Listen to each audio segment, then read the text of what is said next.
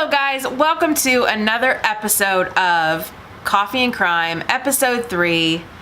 Grab your coffee. Let's talk crime. So on January 12th, 1995, Krista Pike, which was age 18 at the time, to Daryl Shipp, her boyfriend, which was age 17, and Shadola Peterson, their friend, age 18, invited Colleen Slemmer, age 19, out for a walk and a trip to the Blockbuster video store with the promise of marijuana.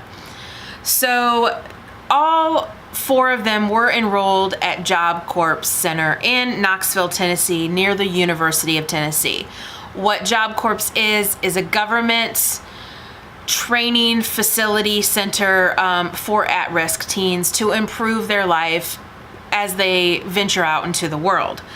So as they were walking through Tyson Park, Krista turned on Colleen instantly and accused Colleen of flirting with Daryl, her boyfriend.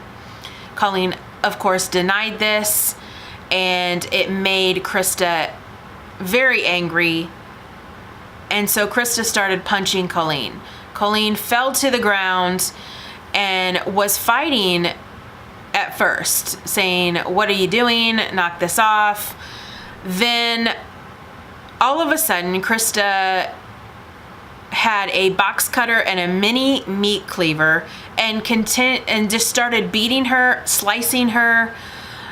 This went on for 45 minutes, this torture of Colleen. Colleen would try to crawl away, begging for her life, saying, "I won't tell anybody." They would laugh to Daryl, and Krista would pull her back. While this was all happening, Shadola was being sort of like a lookout. So during this attack to Daryl, which he was really into satanic worship, research, all that, he took the box cutter and carved a pentagram in Colleen's chest. While Colleen was begging for her life, Krista was laughing, kicking her, slicing her, cutting her, cut her throat, and quoted saying, "This bitch won't die. I want to see her brains." It was a very horrific scene. Colleen continued to beg and try to live, and that infuriated Krista. So she took a piece of asphalt and hit her in the head 3 or 4 times, ending Colleen's life. Krista took a piece of Colleen's parts of her skull, as trophies. They covered her up with branches and leaves and left. Within 36 hours, which would make it January 13th, a University of Tennessee employee stumbled onto Colleen's body. During this time, Krista was seen walking around, bragging and holding up Colleen's skull. Later on, they would find Krista's bloody jeans and additional parts of Colleen's skull. So within that 36 hours, the case was already solved. These 3 teens were seen around bragging, and so they were taken into custody, and Krista just blurted out everything and was so proud of what she did. The interview was just chilling to hear that this innocent kind of voice was saying these horrific things. So the trial was on March 22nd, 1996. After only 3 hours, the jury convicted her.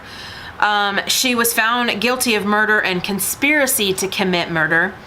On March 30th, 1996, Krista was sentenced to death by electrocution for the murder charge and 25 years in prison for the conspiracy crime. Krista had been the youngest woman to be put on death row at that time. Tadero received a life sentence with the possibility of parole in 2028. Shadola, which was the lookout, turned informant and received only 6 years probation for pleading guilty to being an accessory. So following the verdict, Krista launched and canceled, then relaunched her appeals. She then asked to be put to death, then changed her mind. So right now, a federal court has denied a request for release and to overturn the death penalty conviction. So throughout her time in prison, Krista was convicted of attempted first-degree murder on another inmate by using shoestrings to try to choke and suffocate this inmate. She almost succeeded, and this was in 2001. So then in 2012, Krista had made plans to escape. However, she never succeeded.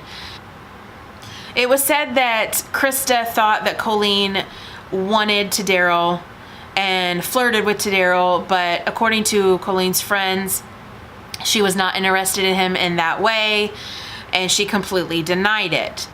So the research that I did was on Wikipedia. There's an episode of Women on Death Row that I watched, and also the book that I mentioned, A Love to Die For by Patricia Springer. Another coffee and crime that will always haunt me is this innocent murder of this young woman. So I hope you guys enjoyed this. Click that subscribe button. Watch a miracle happen. I am Miracle Girl. I hope you enjoyed this. I love you guys so much. Click that notification bell. Like this video, and I will see you later. Bye.